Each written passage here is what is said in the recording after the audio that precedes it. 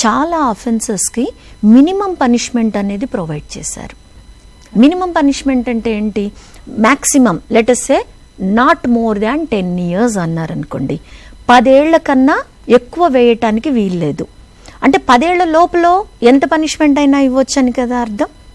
10 ఏళ్ల లోపల సెంటెన్స్ ఎంత అయినా, అంటే 1 నెల అయినా ఇవ్వచ్చు, లేకపోతే 15 రోజులు కూడా ఇవ్వచ్చు, బేస్డ్ ఆన్ దాట్. అట్లా కాకుండా not less than 1 year and which may extend up to 10 years అన్నారు అనుకోండి. అంటే 10 years కంటే ఎక్కువ ఇవ్వటానికి వీల్లేదు, కానీ 1 year కంటే తక్కువ ఇవ్వటానికి కూడా వీల్లేదు కదా.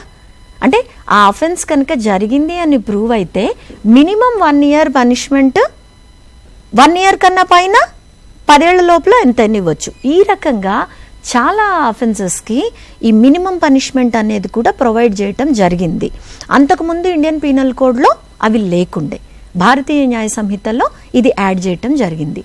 ఈ రకంగా మనకు ఆర్గనైజ్డ్ క్రైమ్ అని, మాబ్ లించింగ్ అని, తర్వాత ఈ డిసీట్ఫుల్ మీన్స్ ద్వారా విమెన్ని మోసం చేయటం కానివ్వండి, లేకపోతే ఒక చైల్డ్ని